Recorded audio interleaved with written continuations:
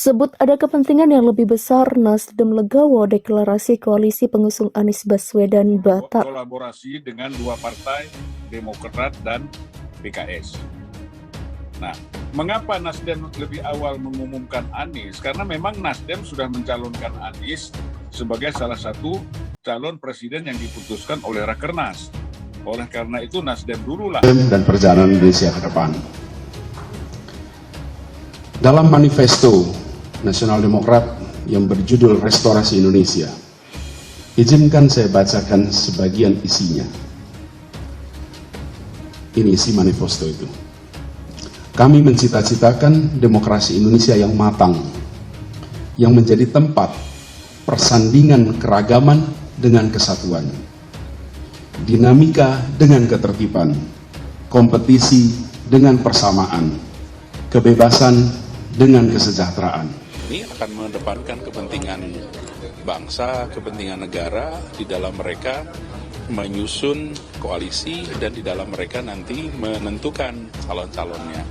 Saya sebagai orang yang baru selesai, sesudah nanti kita lihat apakah kemudian saya akan berada di wilayah politik. Pembahasan mengenai calon koalisi pengusung Anies Baswedan terus jadi sorotan. Mengenai perkembangan yang ada, Ketua DPP Nasdem Willy Aditya menyebut partainya tidak mempermasalahkan batalnya deklarasi koalisi parpol yang dipimpin Surya Paloh dengan Demokrat dan PKS pada 10 November 2022. Sebab kata dia, rencana koalisi Nasdem Demokrat PKS ingin menyelamatkan kepentingan yang lebih besar, yakni pengusungan Anies Baswedan sebagai Capres 2024. Willy melanjutkan, Nasdem Demokrat PKS sebenarnya sepakat menjadikan Anies sebagai Capres dan keinginan itu sejalan dengan narasi di publik. Willy mengatakan batalnya deklarasi koalisi antara Nasdem Demokrat PKS karena urusan teknis di internal parpol masing-masing. Misalnya PKS pada 10 November belum menyelenggarakan Majelis Syuro Partai yang menjadi forum tertinggi partai berkelir putih hitam,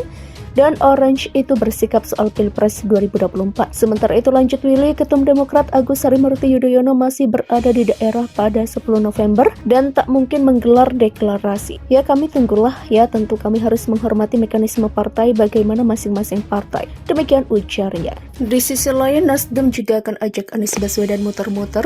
Manuver Anies Baswedan sebagai bakal Capres terus gencar dilakukan. Mengenai perkembangan yang ada, Ketua DPP Partai Nasdem Willy Aditya menuturkan partainya akan mengajak Anies Baswedan berkeliling ke sejumlah provinsi di Indonesia.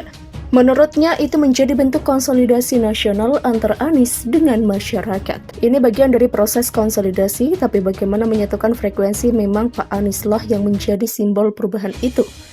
Pak Anies lah representasi dari perubahan itu sendiri, tentu terlihat bagaimana animo publik. Demikian ujar Willy. Sambutan masyarakat terhadap Anies disebutnya sangat positif. Setelah Sumatera Barat, Partai Nasdem akan mengajak Anies ke Jawa Tengah, Jawa Barat, Banten, Sumatera, Sulawesi, dan Kalimantan. Apa kepentingan yang lebih besar adalah bagaimana membuat Pak Anies maju sebagai Capres karena itu sebangun dan sejalan dengan kehendak publik dan emosi publik yang begitu besar dengan gelombang perubahan, ujar Willy. Kendati demikian, ia mengatakan ketiga partai belum mencapai kata sepakat soal calon wakil presiden untuk Anies Baswedan, sehingga deklarasi koalisi tak akan diikuti dengan pengumuman pasangan Capres-Cawapres. Indeks Stat Research and Data Science merilis hasil survei terkait opini publik terhadap sosok-sosok yang berpotensial menjadi calon presiden dan calon wakil presiden. Salah satunya adalah keterkaitan antara kepuasan kinerja Presiden Joko Widodo dengan elektabilitas Ganjar Pranowo, Prabowo Subianto, dan Anies Baswedan.